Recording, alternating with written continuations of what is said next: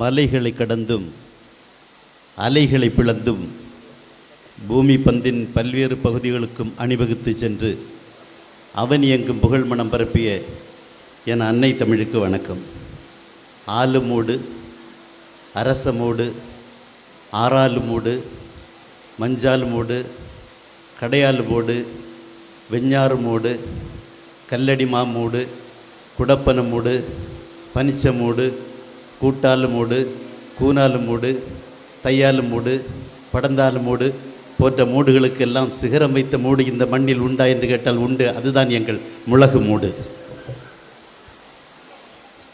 சரித்திர பிரசித்தி பெற்ற முளகு மூடு பகுதியில் சரியாக 15 வருட இடைவெளிக்கு பின்பு இதோ இந்த மேடையில் கண் விழித்து கடமையாற்றுவதற்காக எனக்கு கிடைத்த இந்த மகோன்னதமான வாய்ப்பு என் வாழ்நாளில் இது கிடைத்தற்கரிய பாக்கியமாகவே இதை நான் கருதி கொண்டு இந்த நிகழ்ச்சிக்காக தகுதியோடு தலைமை பீடம் அலங்கரித்திருக்கிற பேரருட்பணி வார்த்தைகளின் சித்தரும் வண்ணத்தமிழின் கர்த்தரும் சொக்க வைக்கும் சுந்தரத் தமிழில் சொற்சுவையை சொரிந்து தள்ளுகின்ற வள்ளலுமான மறைமாவட்ட முதன்மை பணியாளர் பேரருட்பணி எஸ் சேவியர் பெனடிக்ட் தந்தை அவர்களே, மேலும் வரவேற்புரை நிகழ்ச்சியின் மூலமாக சீசரை வரவேற்ற ரோமானியனை போல் ராஜராஜனை வரவேற்ற தமிழன் போல் எண்ணமினித்திடும் வண்ணத்தமிழில் வருகை தந்திருக்கிற எங்களையெல்லாம் வரவேற்று மகிழ்ந்திருக்கிற வசந்தத்தின் தூதுவன் மறைமாவட்ட பொதுநிலைத்தினுடைய பணிக்குழு தலைவர் திருவாளர் ஏ எட்வர்ட் ஆஸ்டின் அவர்களே, மேலும் இந்த நிகழ்ச்சிக்காக என்னிடம் 3 மாதத்திற்கு முன்னதாகவே தேதி வாங்கிவிட்டு அம்சேனில்குமார் எந்த பணி இருந்தாலும் எங்கள் முளகு மூட்டிற்கு நீங்கள் வந்தே தீர வேண்டும் என்று சொல்லி நெருப்பின் மீது நின்று தவம் செய்வதைப் போல தவம் செய்து அந்த நிகழ்வில் வெற்றியும் கண்டிருக்கிற மறைமாவட்ட முதன்மை பணியாளர், நல்லதொரு வீணை, கோயில் மணிபன்ற குரல் வளத்துக்கு சொந்தக்காரர், பேச்சுலக பாரதி, ஆழமான கருத்துக்களை அழகாக எடுத்து எம்ப நமக்கு கிடைத்திருக்கிற ஓர் ஆன்மீக அலைவரிசை என்கின்ற போற்றுதலுக்குரிய பேரற்பணி மா டேவிட் மைக்கேல் தந்தை அவர்களே, மேலும் திசைகளின் தசைகளை பீத்தி எறுகிற இரத்த சந்தத்தில் பேசிவிட்டு அமர்ந்திருக்கிற மறைமாவட்ட பணிக்குழுக்களின் ஒருங்கிணைப்பாளர் அர்ப்பணி என் மார்ட்டின் அவர்களே, மேலும் நான் 40 வருஷத்துக்கு முன்னதாகவே பார்க்கிற பொழுதும் 40 வயதோடு தான் இருந்தார். இன்றைக்கும் அதே இளமையோடு தான் இருக்கின்ற நாங்கள் எல்லாம் பெருமைப்பட்டு ஆனால் என் போன்றவர்கள் பொறாமைப்படக்கூடிய அளவிற்கு இருந்து வருகிற அண்ணன் விடிஎஸ் மணி அவர்களே, பெரும் திரளாகவே குடுமையை இருக்கிற கற்றறிந்த சான்றோர் பெருமக்களே, பால் நினைந்தே ஊட்டுகின்ற பரிவுள்ள தாய்மார்களே, அன்பான பெரியோர்களே என்று மாத்திரம் சொன்னால் நீங்கள் என்னை உயிரோடு விடுவீர்களா என்ன?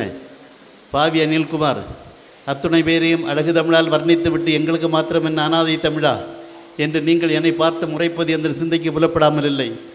ஆகவே உங்களுக்கு சொல்லுவேன், அச்சத்தை தூக்கி எறிந்தவனுக்கு அலைகடல் ஒரு பந்தய மைதானம் என்கின்ற ஓமுக்கு கவிஞர் நாய்ப்பாலுடைய பாட்டு வரிகளுக்கு இலக்கணமாக கூற்றுடன்று மேல்வரினும் கூடியதற்கும் ஆற்றல் அதுவே படை என்கின்ற வள்ளுவரின் வாய்மொழிக்கு இலக்கணமாக ஈட்டிக்கு மார்பு காட்டும் கூட்டம் எங்கே எங்கே என்று கேட்டால் இதோ அமர்ந்து கொண்டிருக்கிற முதிய சமுதாயத்தை சார்ந்த சிங்க கூட்டங்கள் என்று நான் சதுக்கங்கள் சங்கநாதம் எழுப்புகிற தகுதியை தந்திருக்கிற இந்த பகுதி வாடுகின்ற பெரியோர்களை உங்கள் அத்துணைவேற்கும் என் இதய பூபாடகத்தின் அடித்தளத்திலிருந்து பொங்கி பொங்கி பிரவாகம் எடுக்கின்ற நன்றியை மிகுந்த வணக்கத்துடன் காணிக்கையாக்கிக் கொள்வதோடு மீண்டொரு முறை கூட உங்கள் அத்துணை பேரையும் நான் தலையாலே வணங்குகிறேன், தமிழாலே ஆராதிக்கின்றேன்.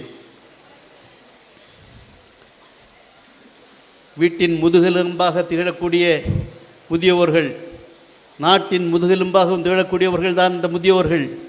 இந்த முதியோர்களை போற்றி ஆராதனை செய்ய வேண்டிய இளைய சமூகம் இன்றைக்கு சொல்லிக்கொள்கிறேன், சில இடங்களில் இந்த முதியோர்களை கொண்டு போய் முதியோர் இல்லத்தில் கொண்டு போய் சேர்க்கிறார்களே, அதை என்னால் சற்றும் ஜீரணிக்க முடியவில்லை. சான்றோர்களே, ஒரு முதியோர் இல்லத்தில் நான் சென்றபொழுது அங்கே எழுதப்பட்டிருக்கக்கூடிய வாசகம் என்னவென்று சொன்னால், குஞ்சுகள் மிதித்து முடமான கோழிகள் இங்கே அடைபட்டு கிடக்கிறது என்று. எல்லா இடங்களிலும் கோழிகள் தான் குஞ்சுகளை மிதிக்கும், ஆனால் தன்னுடைய குஞ்சுகள் மிதித்து முடமான கோழிகள் இங்கே அடைபட்டு கிடக்கின்றன என்று. முதியோர் இல்லத்தில் பெற்றோர்களை கொண்டு போய் சேர்த்துவிட்டு கோயில் கோயிலாக அலைகிறார்கள், ஆண்டவன் எங்கே எங்கே என்று சொல்லி. ஆண்டவனை அடைத்து வைத்திருக்கக்கூடியது முதியோர் இல்லம். என் அன்புக்குரியவர்களே, இளையோர்களை, இந்த நிகழ்வை நீங்கள் சற்று சிந்தித்து பார்க்க வேண்டுமென உங்களை இந்த நல்ல நேரத்தில் வேண்டி விரும்பி கேட்டுக்கொள்கிறேன்.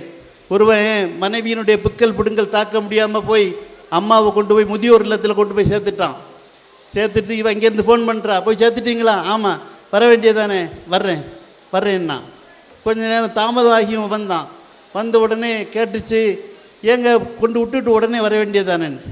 கொண்டு விட்டுட்டு உடனே வரணும்னு தான் நினச்சேன்.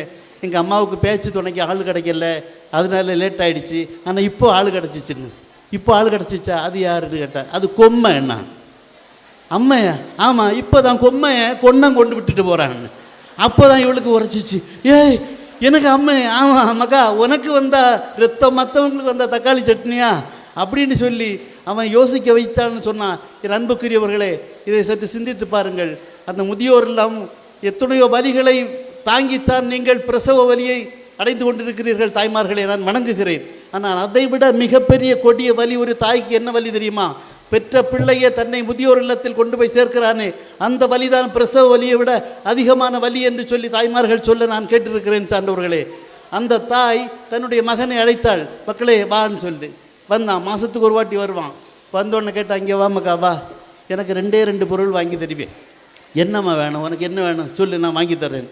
ஒன்றும் இல்லை, ஒரு ஃபேன் வேணும், அப்புறம் ஒரு ஃப்ரிட்ஜு வேணும். எதுக்குடா ஃபேனும் ஃப்ரிட்ஜும்? மக்கா, நான் காற்று இல்லைனாலும் நான் எப்படியாவது வீசி எடுத்து நான் பழச்சிக்கிடுவேன். ஆனால் நாளைக்கு என்ன நீ கொண்டு வந்து விட்டது மாதிரி உன் மகன் ஒன்றை இங்கே கொண்டு வந்து விட போகிறான் பார்த்தியா? அப்போ ஒன்றால் புழுக்கத்தை தாங்க முடியாது, உனக்கு கஷ்டமாக இருக்கும். அதனால் உனக்கு ஒரு ஃபேன் வேணுட்டான்னு சொல்லிட்டு தாய் கேட்டு வாங்கியிருக்கா. சரி, ஃப்ரிட்ஜு எதுக்குமா கேட்ட? மக்களை, இங்கே உள்ள சாப்பாடு மனுஷனுக்கு திங்க முடியாது. நான் எப்படியோ சமாளித்து எடுத்து நான் உயிர் வாழ்ந்துடுவேன். ஆனால் உன்னால் சாப்பிட முடியாது. ஒன்றை நாளைக்கு உன் மகன் கொண்டு விடும்போது இந்த கெட்டு போன உணவு உன்னால் சாப்பிட முடியாது. அதனால் அன்னைக்கு தரக்கூடிய சாப்பாட்டுட்டு மீதி உள்ள சாப்பாடை நீ இந்த ஃப்ரிட்ஜில் வச்சேன்னா அதுக்கப்புறம் நாளைக்கு நாளை கழித்து நீ சாப்பிட்டு வளர்ந்துருவோம் பார்த்தியா? அதுக்கு வேண்டி உனக்கு ஒரு ஃப்ரிட்ஜ் வேணும்னு சொல்லிட்டு தாய் சொன்னாள்னு சொன்னால், இந்த நிலைமை இந்த நாட்டில் எங்கேயும் வரக்கூடாது, வர முடியாது என்பதில் நீங்கள் அனைவரும் உறுதியாக இருங்கள் என உங்களை வேண்டி விரும்பி கேட்டுக்கொள்கிறேன்.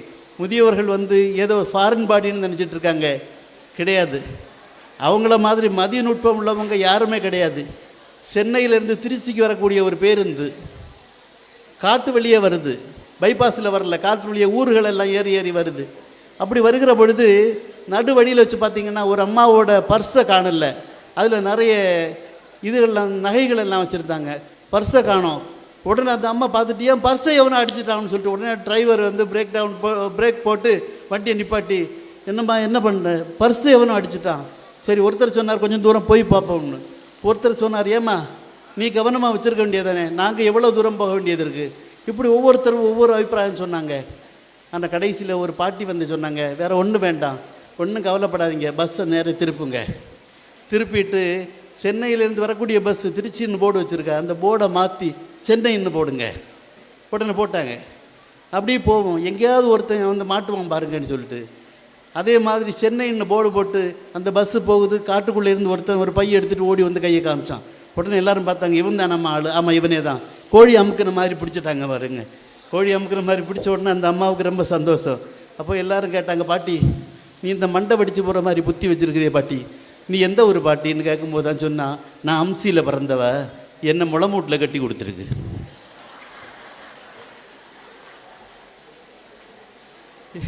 எவ்வளோ பெரிய திறமை பார்த்தீங்களா? இவங்கள்ட்ட எல்லாம் சும்மா போட்டி போட்டெல்லாம் ஜெயிக்க முடியாது. பெரிய திறமைசாலிகள். ட்ரெயினில் போயிட்டு இருக்கும்போது சென்னையிலேருந்து நாகூர்லேருந்து சென்னைக்கு போகிறான் ட்ரெயினில். ஒரு வயசானவர், அவர் ஒரு பாவம், அவர் பேசாமல் ஒரு சைடில் உட்காந்துருக்காரு. ஒரு ஐடி ஃபீல்டில் உள்ளவனா, 2.5 லட்சம் ரூபா சம்பளம் வாங்குறானா. அவன் இந்த பெரியவர்கிட்ட நோண்டி இருக்கான், பெரியவரை சென்னை வரைக்கும் போகிறோம்ல, போர் அடிக்கும், அப்போ என்ன பண்ணுவோம், விடுகதை போட்டு விளையாடுவோம்னு. அவர் சொன்னார், வேணாம்ப்பா வேணாம், சும்மா இருங்க, நீங்கள் பாவப்பட்டவர், உங்கள்கிட்ட காசு ஒன்றும் கிடையாது, நான் வசதி உள்ளவன், 2.5 லட்சம் ரூபா சம்பளம் வாங்குகிறேன், நான் விடுகதை போடுறேன், நீங்கள் தோத்துட்டிங்கன்னா நீங்கள் 5 ரூபா தந்தால் போதும், ஆனால் நான் தோத்துட்டேன்னா நான் 10 ரூபா தர்றேன், என்கிட்ட வசதி இருக்குல்ல, அதனால் 10 ரூபா தர்றேன்னு. இவர் அரை மனசோட சம்மதிச்சார். முதல்ல அவன் விடுகதை போட்டான். மூக்கு 3, முகத்தாறு கண்ணு, நாக்கு 4, நடகால் 10, கோல் 1. பெரியவங்களுக்கெல்லாம் தெரியும்னு நினைக்கிறேன் இல்லையா? பெரியவங்களுக்கு எல்லாருக்கும் தெரியும் இதனுடைய விட.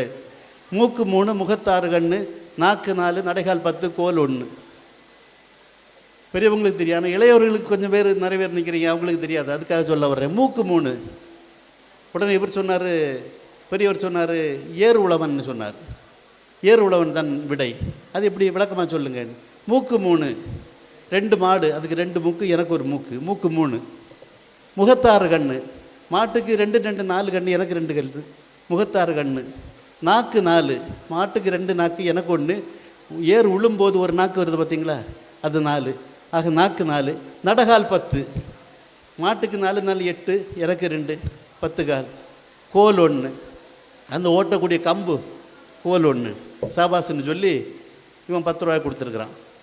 அடுத்தது பெரியவர்கிட்ட கேட்டிருக்கான், நீங்கள் சொல்லுங்கள் பெரியவரேன்னு சொல்லிட்டு அவர் சொன்னார், மூக்கு 7, முகத்தில் 12 கண்ணு, நாக்கு 16, நடகால் 40, கோல் 15ன்னாரு. இது என்னன்னு சொல்லிட்டு அவன் நல்லா யோசித்து பார்த்தான். எந்த புராணத்துலையும் இப்படி கிடையாது, எங்கேயும் கிடையாது. இது எப்படிரா அந்த கதைக்கு விடுகதை என்னால் பிரிக்க முடியலைன்னு சொல்லி அவன் என்ன சொன்னான்னா, பெரியவரே நான் தோத்துட்டேன்னு சொல்லி 2 5 ரூபா எடுத்து கொடுத்தான்.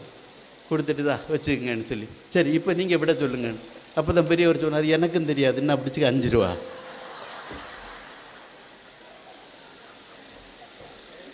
ஏன் தந்தை சரிதானே நான் சொல்கிறது, எனக்கும் தெரியாது, என்ன பிடிச்சிக்க 5 ரூபா, நான் தோத்துட்டேன், அதனால 5 ரூபா. அந்த 5 ரூபா எடுத்து பாக்கெட்டில் வச்சுட்டாரு.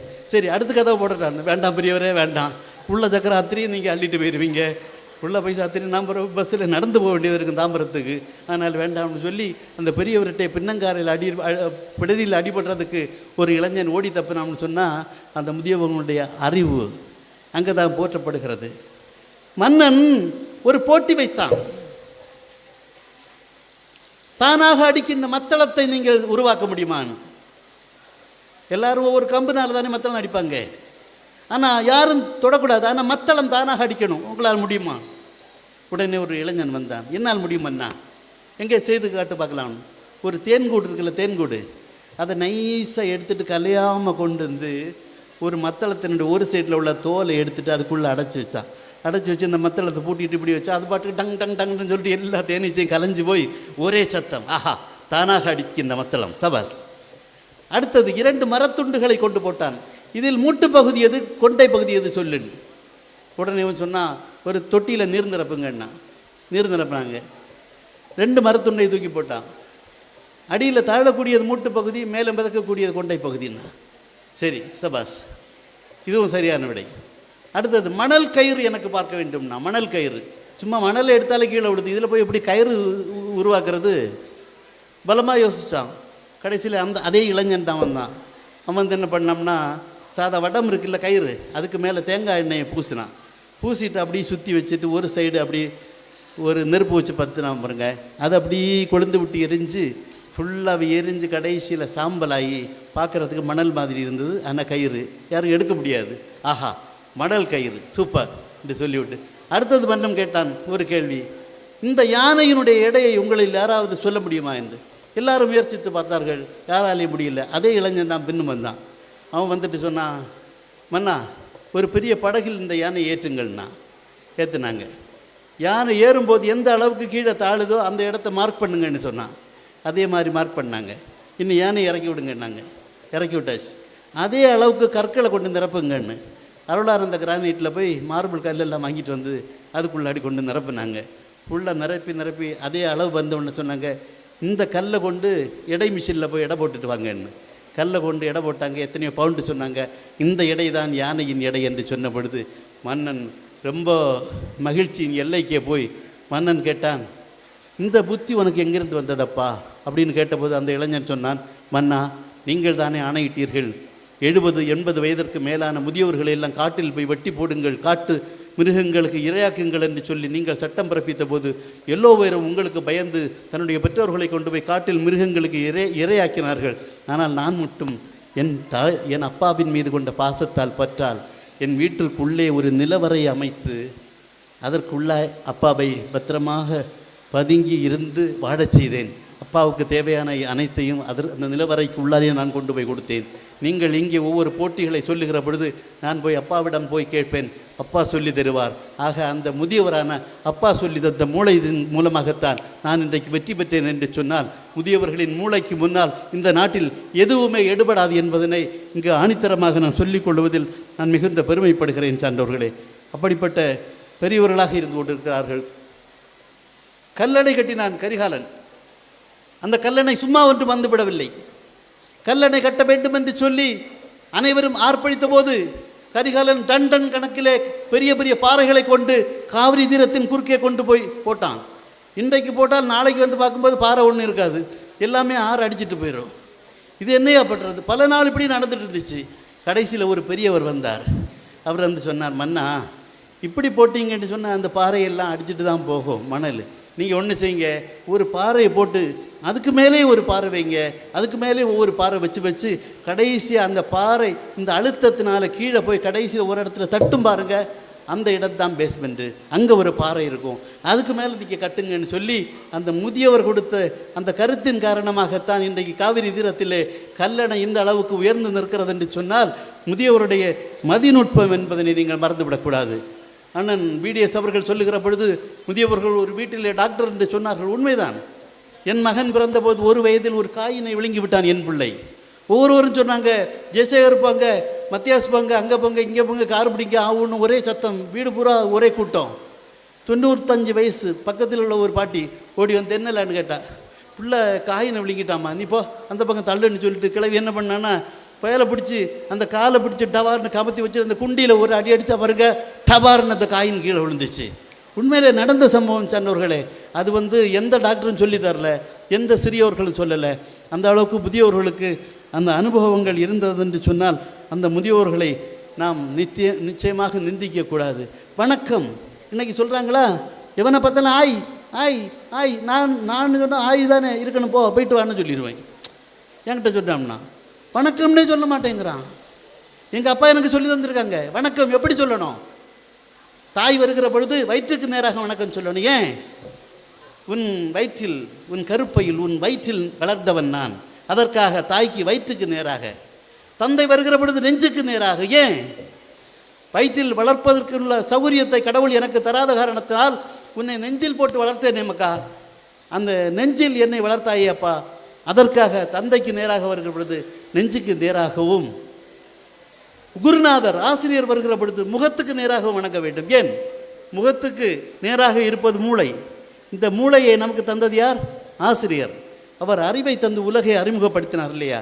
ஆக எனக்கு மூளையாக செயல்பட்டவர் ஆசிரியர். ஆகவே அவருக்கு வணக்கம் சொல்லுகிற பொழுது முகத்துக்கு நேராகவும், ஆண்டவனுக்கு வணக்கம் சொல்லுகிற பொழுது தலைக்கு மேலாகவும் வணங்க வேண்டுமாம். ஏனென்று சொன்னால் தலைக்கு மேலாக வணங்கினால் அவர் நம்மை தலைக்கு மேலாக உயர்த்துவார் என்பதற்காக தலைக்கு மேலாக வணங்க வேண்டும் என்று வணக்கத்தை கூட வகைப்படுத்தியவர்களாக முதியவர்கள் இருந்து கொண்டிருக்கிறார்கள். என் அன்புக்குரியவர்களே, இந்த கை என்ன கை? சாப்பிட்ற கை இல்லையா? வணக்கம் சொல்லுகிற பொழுது 2 கையும் சேர்த்து தான் நம்ம வணக்கம் சொல்கிறோம். இந்த கை சாப்பிட்ற கை, இந்த கை கழுவுற கை. இதில் வைக்கப்படுறதுக்கு ஒன்றும் இல்லை. இது சாப்பிட்ற கை, இது கழுவுற கை. ஆனால் வணக்கம் சொல்லுகிற பொழுது 2 கையையும் நாம் பேதம் பார்க்காமல் ஒன்றிணைத்து நாம் வணக்கம் சொல்லுகிறோமே, அதுபோல் எதிரே வருகின்ற ஒருவன் அவன் யாராக இருந்தாலும், எந்த சாதியாக இருந்தாலும், எந்த மதமாக இருந்தாலும், எந்த குலமாக இருந்தாலும், அவனை என்னோடு, என் கையோடு உன்னையும் சேர்த்து எந்த பாகுபாடும் காட்டாமல் உன்னை என்னோடு சேர்த்து ஒற்றுமையாக வணங்க வேண்டும் என்று அந்த வணக்கத்தை சொல்லி தந்தவர்கள் கூட பெரியவர்களாகத்தான் இருந்து கொண்டு இருக்கிறார்கள். ஆனால் அந்த பெரியவங்கள்ட்ட பிரச்சனைன்னு வந்தால் அவங்க விட்டு தர மாட்டாங்க. எவ்வளோ பெரியவங்க இருக்காங்க இல்லையா? ஒரு சின்ன சண்டை வரட்டு, இந்த முதியவங்க என்ன சொல்லுவாங்க தெரியுமா? மாமிக்கு மருமகளுக்கு சண்டைன்னு வைப்போம். சும்மா ஒரு இதுக்கு சொல்கிறேன். மாமிக்கு மருமகளுக்கு சண்டைன்னு வைப்போம். மருமகளுக்கு கூட மாமியாரால் அடிக்க முடியுமா? கண்டிப்பாக முடியாது, வயசாச்சு. ஆனால் என்ன பண்ணுவா தெரியுமா? சாபம் போடுவா. தெரியுதானே? சாபம் சூப்பராக போடுவாங்க. அது குமரி மாவட்டத்து ஸ்பெஷல். வேறு எந்த மாவட்டத்துலேயும் அந்த சாபம் கிடையாது. ஒரு ஓலை விழுதுட்டு வைப்போம், ஒரு கற்பனை. ஓலை விழுந்த உடனே மரும வந்து இழுப்பா. மாமியார் சொல்லுவா, இவ இங்கே இழுப்பா. இவ வயசு பார்த்தீங்களா? கரெக்டாக அவள் கையிலேருந்து பறிஞ்சு ஓலை போயிடும். ஓலை அங்கே போன உடனே மருமகளை பார்த்து மாமியார் சாபம் போடுவா. பார்த்துக்க, இவ்வளோ கள்ளியை வெட்டிச்சாரி, இவ்வளோ கதம்ப போட்டு அடிக்க, இவ்வளோ எருக்கலை பாப்பி, இவ்வளோ செல்லத்தில் செதலரிச்சு கொண்டு போக்கொழிஞ்சு போன போக்கில், அந்த போக்கிலையும் அறுதி போக்கிலையும் பாதியில் இட்டொழிஞ்சு முட்டு தட்டி போன போக்கில் போனவனுக்கு மூளை ஒரு நல்ல ஒரு சனம்பத்து ஒரு பாம்பு கொத்தாதா? 1.5 மணி நேரம் சாபம் போடுக்கு எனக்கு தெரியும். முறையாக பயிற்சி எடுத்துகிட்டு வந்திருக்கேன். பொம்பளை சண்டை எங்கே நடந்தாலும் மெடிக்கல் லீவ் போட்டுட்டு நின்று கேட்பேன் நான். கொஞ்சம் கொஞ்சமாக கேட்டு நான் வீட்டில் டைரியில் எழுதி வச்சுருக்கேன். அதனால் சாமம் போட்டு என்ன யாரும் ஜெயிக்க முடியாது. அந்த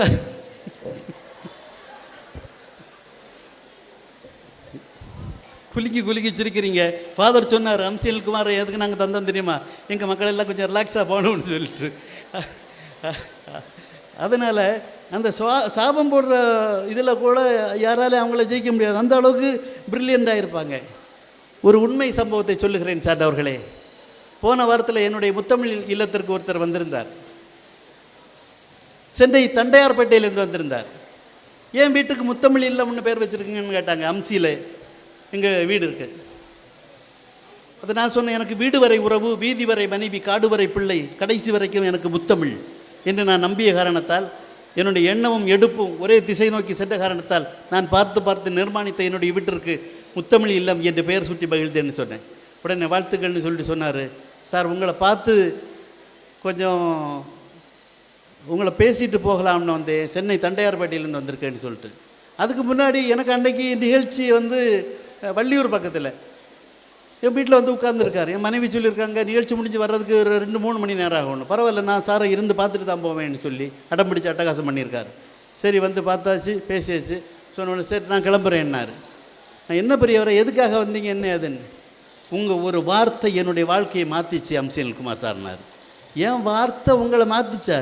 என்ன பெரியவரை சொல்கிறீங்க, புரியும்படியாக சொல்லுங்க என்ன. அப்போ தான் சொன்னார், என் பெயர் சோமன், நான் ஒரு டெய்லர், வயசு 77 ஆகுது, எனக்கு 3 பொம்பளை பசங்க, 3 பிள்ளைகளையும் நல்லா படிக்க வச்சு நான் ஆளாக்கி அவங்கள ஒவ்வொருத்தருக்காக கல்யாணம் பண்ணி கொடுத்துட்டேன். சென்னை தண்டையார்பேட்டையில் 3 மாடி வீடு போட்டிருக்கிறேன் உழைத்த காசில். அதில் 2 பிள்ளைகளுக்கு மேலே கொடுத்துட்டு 3வது காரி கூட நான் கீழே இருந்து நான் வசித்து வர்றேன்.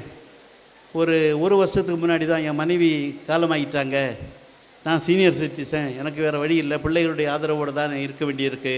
அப்படி நான் இருக்கும்போது ஒரு நாளைக்கு என் கடைசி மகா சொல்கிறா, அப்பா நீ வேறு ஏதாவது வீடு பார்த்துக்க, நான் அந்த வீடை வைக்க போகிறேன். இடிகொண்டு இதயத்தை பிளந்தது போல், தடிகொண்டு தலையில் அடித்தது போல் இருந்தது அந்த பெற்றோருக்கு. எப்படி இருக்கும்? இட்டும் தட்டும் தபியும் கபியும் நடைபெய்ந்த பிள்ளைகளை அவர்களுக்கு ஆகாரம் சாப்பிட வைத்து அகரம் கற்கச் செய்து அவர்களை ஆளாக்கிய பெற்றோரை நீ வேற வீடு பாருன்னு சொல்லிட்டு ஒரு பிள்ளை பெத்த பிள்ளையை சொல்லுதுன்னா அந்த தகப்பன் எப்படி தாங்கிக் கொள்வார்? அவர் அப்படியே இருந்து கொண்டு மற்ற 2 பிள்ளைகள்கிட்ட போய் கேட்டிருக்காரு, உன் தங்கச்சி இப்படி சொல்கிறான்னு. அதே மாதிரி செராக்ஸ் எடுத்தது மாதிரி அந்த பிள்ளைகளும் சொல்லியிருக்கு, வேறு வழி இல்லைப்பா, வீடை விற்றுருவோம், எங்களுக்கு நிறைய பணம் தேவை இருக்குது, நீங்கள் ஏதாவது வீடு வாடகைக்கு எடுத்து போயிருங்கன்னு. அப்போ தான் இவர் இனி வேறு வழியே இல்லை, தற்கொலை பண்ணுறது தான் வழின்னு சொல்லிவிட்டு, ஒரு உண்மை சம்பவம் சார்ந்தவர்களே, தற்கொலை பண்ணுறது தான் வழின்னு சொல்லிவிட்டு அவர் அப்படி இருக்கும்போது என்னுடைய வீடியோவை அம்சியல்குமார் வீடியோஸ்ன்னு சொல்லிட்டு அவர் யூடியூப்பில் பதிவிறக்கம் பண்ணி பார்த்துருக்கார். அதில் நான் ஏதோ ஒரு கூட்டத்தில் பேசியிருக்கேன். அதாவது பிறந்தால் மரணம் உண்டு, பிறப்பது எதற்காக? இறப்பதற்காக, அப்படி தானே? பிறந்தால் மரணம் உண்டு, ஆனால் அதுக்கு முன்னாடி நம்ம எப்படா சாவோம்னு சொல்லி ஒரு கூட்டம் நம்மளை சுற்றிக்கிட்டு இருக்கோம் பார்த்தீங்களா? அதிகம் சொந்தக்கார கூட்டம் தான் இருக்கும், அதுக்கப்புறம் தெரிஞ்சவங்க. அப்போ எப்படா சாவோம்னு சொல்லிட்டு ஒருத்தன் சுற்றிட்டு இருந்தாச்சுன்னா அவங்க முன்னாடி சாவக்கூடாது, வாழ்ந்து காட்டணும். அவங்க முன்னாடி சாகவே கூடாது, வாழ்ந்து காட்டணும்னு சொல்லி நான் ஒரு கூட்டத்தில் பேசியிருக்கிறேன். எந்த கூட்டம்னு எனக்கு ஞாபகம் இல்லை. அதை அவர் தாரக மந்திரமாக எடுத்துக்கொண்டு ஒரு நல்ல வக்கீல்கிட்ட போய் சொல்லியிருக்காரு, இப்படி சம்பவம்னு சொல்லிட்டு. நான் சீனியர் சிட்டிசன், நான் வீடை அந்த பிள்ளைகள் பேருக்கு எழுதி வச்சுட்டேன், இப்போ என்ன காலி பண்ண சொல்கிறாங்கன்னு சொன்ன உடனே வக்கீல் கேஸ் நீதிமன்றத்துக்கு போனது. நீதிபதி ஒரு சிறந்த ஆண்மகன், அவர் நீதி தவறாமல் நெறி தவறாமல் துலாக்கோல் நிலையில் நின்று அவர் இந்த வழக்கை தீவிரமாக ஆலோசித்து அவர் ஒரு தீர்ப்பினை வழங்கினார். என்ன வழங்கினார் தெரியுமா சான்றோர்களே? இந்த முதியவர் உயிரோடு இருக்கும் வரை இந்த வீடு இவருக்கு, இவர் காலத்திற்கு பிறகு இந்த பிள்ளைகள் எடுத்துக்கொள்ளட்டும் என்று சொல்லி அவர் தீர்ப்பை வழங்கினார். 1 வாரத்திற்குள் அந்த 3 பிள்ளைகளையும் அந்த வீடை விட்டு அகற்ற வேண்டும் என்று சொல்லி காவல்துறைக்கு உத்தரவிடுகிறேன் என்று சொல்லி அந்த தீர்ப்பையும் உள்நாட்டு சேர்ந்து கொடுத்துட்டாங்க. 1 வாரத்தில் பிள்ளைகள் எல்லாம் காலி பண்ணி போயாச்சு. இவர் இப்போ என்ன செய்கிறாருன்னு சொன்னால் என்கிட்ட சொன்னார், அந்த கீழ்த்தளத்தில் நான் வசிக்கிறேன், 3வது மாடியை வாடகைக்கு விட்டுருக்கிறேன், 2வது மாடியில் ஒரு சின்ன டெய்லரிங் ஷாப் வச்சு ரெடிமேடு சட்டை தைச்சிட்ருக்கிறேன், சட்டை தைச்சி நான் வாழ்ந்துட்டுருக்கேன். ஏன்னா அன்புக்குரிய அம்சியல்குமார் சார், உங்களுக்கு நான் ஒரு பார்சல் கொண்டு வந்துருக்கிறேன், உங்களுக்கு பிடிக்குமோ என்னமோ தெரியல, நான் உங்களை கற்பனையில் பார்த்து பார்த்து நானே தச்ச சட்டையாக இந்த சட்டைன்னு சொல்லி ஒரு சட்டையை தந்தார் பெரியவர்களே. என்னுடைய மனைவிக்கு என்னுடைய பிள்ளைகளுக்கெல்லாம் அந்த சட்டை பிடித்து போயிருந்தது. அதே சட்டையை தான் இதோ இன்றைக்கு முதியோர்களை கௌரவப்படுத்துகின்ற இந்த விழாவில் நான் சட்டையாக அணிந்து கொண்டு முதன்முறையாக நான் வந்திருக்கிறேன் என்று சொன்னால் முதியவர்களை போற்றுங்கள். என் அன்புக்குரியவர்களே, பெற்றோர்களை போற்றி வீழ்ந்தவரும் இல்லை, பெற்றோர்களை தூற்றி வாழ்ந்தவர்களும் இல்லை. அவர்கள் அன்றி இந்த மண்ணில் ஒரு அணுவும் அசைந்ததாக சரித்திரம் கிடையாது. ஆகவே தந்தை அவர்கள் அரை மணி நேரம் தான் எனக்கு தந்திருக்கிறார்கள். காலத்தின் அருமை கருதி உழைத்தால் உயரலாம். யார் உழைத்தால் யார் உயர்வது? இன்றைக்கு பிள்ளைகள் உழைக்கிறார்களா? இல்லை. முதியவர்கள் அனைவரும் உழைத்தது தானே. என்னால் இத்துணை வருடங்கள் நான் மேடையில் நிற்கிறேன். எனக்கு இது எத்தனாவது மேடை தெரியுமா? 1291வது மேடையாக உங்களை எல்லாம் சந்திக்கிறேன் சான்றவர்களே. இந்த மேடையில் முழகும் ஒரு மேடையில் ஆக எத்துணை மேடைகள் நான் பேசினாலும், குமரி மாவட்டத்தின் ஸ்டார் பேச்சாளர் அம்சீனில்குமார் என்று பல பேர் சொன்னாலும், என்னால் ஒரு சென்ட் பூமி கூட இன்னைக்கு வரைக்கும் வாங்க முடியல. எங்கள் அப்பா சம்பாதிச்ச அந்த சுற்றுலா தான் இன்னைக்கு வாழ்ந்துட்டு இருக்கேன். ஆகவே உழைத்தால் உயரலாம். ஔவையார் உழைத்தார், ஆத்திச்சூடி உருவானது. திருவள்ளுவர் உழைத்தார், திருக்குறள் உருவானது. சேக்கிழார் உழைத்தார், பெரிய புராணம் உருவானது. ஆண்டாள் உழைத்தார், திருப்பாவை உருவானது. கம்பர் உழைத்தார், கம்பராமாயணம் உருவானது. இளங்கோடி உழைத்தார், சிலப்பதிகாரம் உருவானது. சித்தலை சாத்தனர் உழைத்தார், மணிமேகலை உருவானது. திருத்தக்க தேவர் உழைத்தார், சீவக சிந்தாமணி உருவானது. சுந்தரம்பிள்ளை உழைத்தார், மனோன்மணியம் உருவானது. ரவீந்திரநாத தாகூர் உழைத்தார், கீதாஞ்சலி உருவானது. டாக்டர் ராதாகிருஷ்ணன் உழைத்தார், இந்தியன் பிலாசபி உருவானது. இங்கு அமர்ந்திருக்கின்ற இருபால் முதியவர்கள் உழைத்தார்கள். இதோ இந்த நாட்டில் மகத்தான குடும்பங்கள் உருவானது என்று சொன்னால் உழைத்தால் உயரலாம் என்கின்ற உன்னத தத்துவத்தை இந்த மண்ணுக்கு தந்தவர்கள் எல்லாம் முதியவர்களாகவே இருந்து கொண்டிருக்கிறார்கள் என்பதனை சொல்லி, ஓங்கி உயர்ந்து நிற்கக்கூடிய இமயம் கூட உங்களை பார்த்து சற்று வெட்கப்படுகிறது. தென்றல் உங்கள் மீது பட்டவுடனே சற்று கனம் கொள்ளுகிறது, கர்வம் கொள்ளுகிறது. பூமி கூட நீங்கள் நடந்து வருகிற அழகை பார்த்து நாணத்தினாலே சற்று நெளிகிறது. நிலத்தை நிராகரித்து விட்டு நதி நடந்து விட முடியுமா? நீலவானத்தை நிர்தன்யம் செய்துவிட்டு நிலவு சிரித்து விட முடியுமா? காற்றை கைது செய்துவிட்டு 1/4 மணி நேரம் கூட இந்த மண்ணில் யார் உயிர் வாழ்ந்து விட முடியுமா? தண்ணீரை புறக்கணித்து விட்டு தாகத்துக்கு விடை தேடி விட முடியுமா? அதுபோன்று எங்கள் முதியவர்களை புறக்கணித்து விட்டு இந்த நாட்டில், இந்த மண்ணில், இந்த தேசத்தில் எவனும் எந்த புதுமைகளும் செய்துவிட முடியாது என்பதனை சொல்லி ஊட்டி விடுவதற்கொன்றும் நீங்கள் கம்பஞ்சோறுகள் அல்ல, தகர்த்து விடுவதற்கொன்றும் நீங்கள் கப்பல் அல்ல, அழித்து விடுவதற்கொன்றும் நீங்கள் அவசரத்தில் அள்ளி தெளித்த புள்ளிக்கோலம் அல்ல, கிழித்து விடுவதற்கொன்றும் நீங்கள் நேர்கோடுகள் அல்ல. நீங்கள் ஒரு சகாப்தம். நீங்கள் அன்றி இந்த மண்ணில் ஒரு மனுவும் அசையாது என்பதனை சொல்லிக்கொண்டு, என் அன்புக்குரியவர்களே, நீங்கள் பல்லாண்டு காலம், பல ஆண்டு காலம், 100 ஆண்டு காலம் வாழ வேண்டும் என உங்களை வாழ்த்தி இன்னும் ரொம்ப நேரம் பேச வேண்டும் என்ற ஆசையாக இருக்கிறது. ஆனால் இதை போன்று ஒரு கூட்டம் பேன்குழி பகுதியில் நிற்கும். அங்கே சென்று பேச வேண்டும். இந்த கூட்டத்தை முடித்துவிட்டு அங்கேயும் ஓடோடி போக வேண்டும் என கேட்டு பேச்ச பார்த்தா இவனுக்கு தலையில் இடி விழாதா? அப்படி தானே சாமம் படுத்து இல்லையா?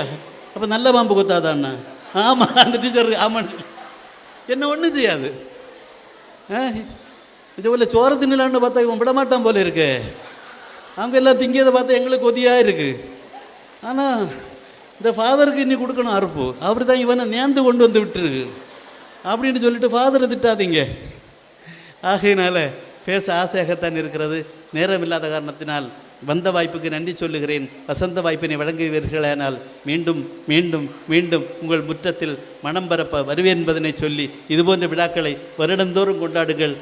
வரும்படி எனக்கும் அழைப்பு விடுங்கள். அதற்கான வரும்படி என்னவென்று நான் ஒருபோதும் கேட்க மாட்டேன். கண்டிப்பாக வருவேன் என்பதனை சொல்லி, என் காலுக்கு நடை போட்டு, நாவுக்கு தடை போட்டு உங்களிடம் விடை கேட்டு அமர்வது உங்கள் அம்சீனில்குமார். வணக்கம் சார்ந்தவர்களே.